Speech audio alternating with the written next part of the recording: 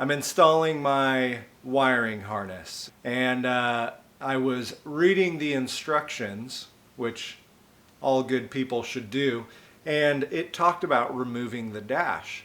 And I thought to myself, how does one remove such a thing as a dash? So what I thought I would do is make a little video on how to remove the dash. So, buckle your seatbelts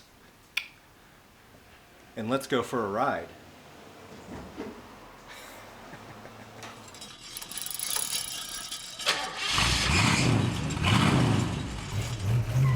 Alright, so first things first, what I would do, pop open your glove box and pull everything out of there. Then, thing number two, if you notice here, my windshield is down to remove the dash.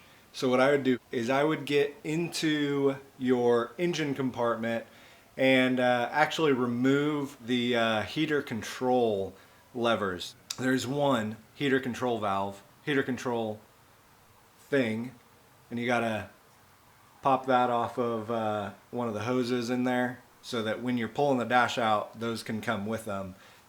This is not turning out to be a very detailed video of how to remove your dash. Let's hope it gets better from here. The first thing that you seriously want to do is remove your windshield.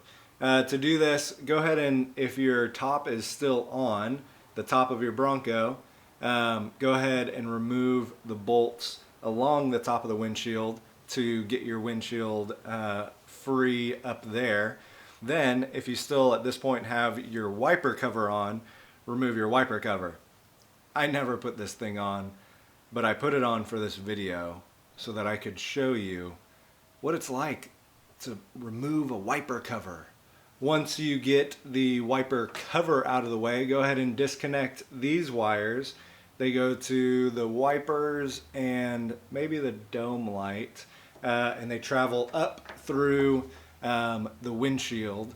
Oh wait, these aren't them. This is definitely not them. But it looked good when I was saying it, so we're gonna leave that part in. Then what you want to do is remove the large bolts that are running through the dash and going into the windshield. I went ahead and removed my dash pad, which I don't usually run with my dash pad on, so that was pretty simple for me to do that. Once you got those bolts, the windshield should just fall forward, giving you access to this channel right along here. There's supposed to be 7 screws that connect the frame to the dashboard. I don't know if the previous owner had taken out the dashboard earlier, done something, but none of those screws were in there for me.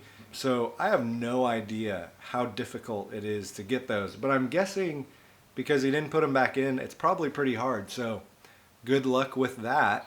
All right, so you got your windshield down. Where you want to go right now is underneath the dash and start unplugging stuff and pulling the harness out. Take it from me, at this step, try to remove as many things as you can right now. Like you can see, I mean, that thing, it's like, it's not wire where it's just like pliable and you can move it around. It's 40 years of wire getting rock hard.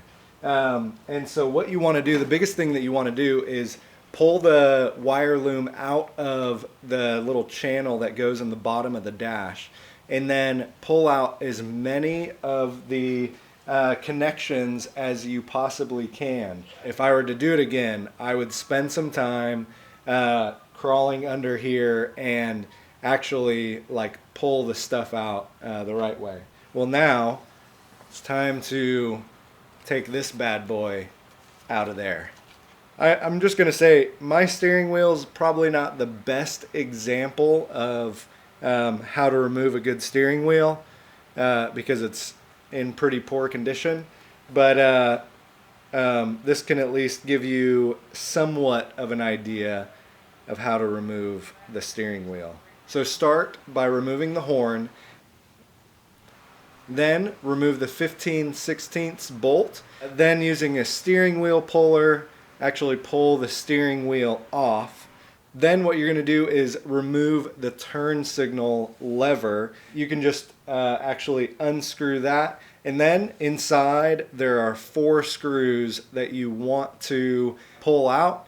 And then you got to remove all these wires at the underneath the dash.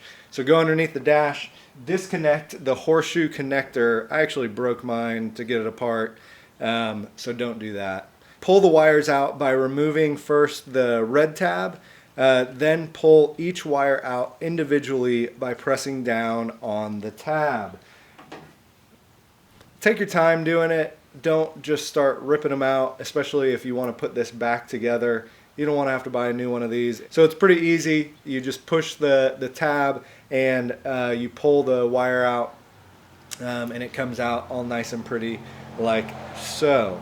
Then all you have to do is slide it out and all the wires come with it. Just make sure none of them get hung up inside of there. If you feel like it's getting stuck, just kind of take your time with it. But yeah, this guy just pulls right out. Then you're going to remove your shift indicator. Don't break it like I broke mine. There's 1 screw holding that bad boy in. Then there are 2 7/16 bolts that you need to remove. And just be careful with those because those are held in their little T-bolts in the back. So you just want to remove the nut. But make sure when you're pulling this thing out, you don't lose those little T-bolts. Then you got to remove the snap ring. This thing was so tricky to get out. I bent it when it was coming out. If you're doing this, go ahead and get a snap ring puller. It's like, I don't know, 10, 15 bucks, and it will save you a lot of pain and frustration. Once you get the snap ring out, then you can remove the shift collar, and that whole tube should come out with it. So there are a couple bolts that are still holding the dash in place underneath that you got to remove those. And then do not forget what I forgot. There is a bolt that is going right here in the center of your dash, and I forgot to remove it. So don't make my mistake. I yanked on it and broke it. That was one of the things that I broke. But make sure to remove that dash. Here, I'll show you where it is. There you go. Just unscrew that bad boy. So at this point I started just yanking on my dash.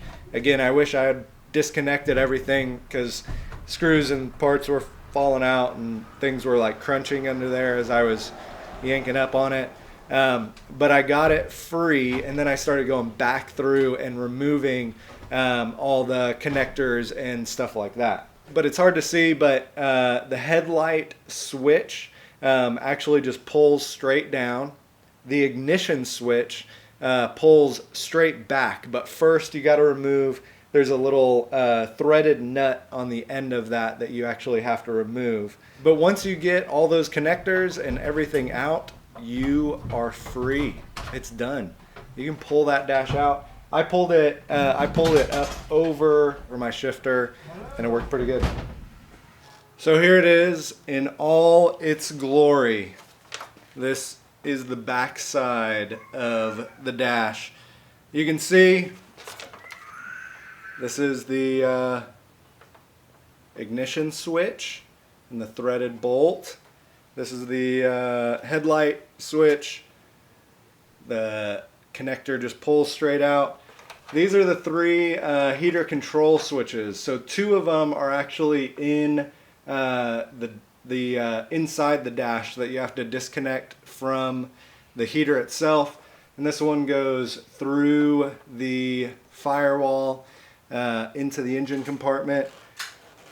But there you go, all that good stuff. When you're removing your glove box, make sure to save all the goodies that are inside of there. And I found a bullet. Thank you, previous owner, for such a beautiful gift. All right, guys, that's it for today. Thanks for watching. And this is Carabelle and Ruth. It's the day after Christmas. Hi. And they're having some fun. Yes, we are. I got a bitty baby, which I want, and a baby to stroller, which I wanted. All right, Dada's got to get back to work.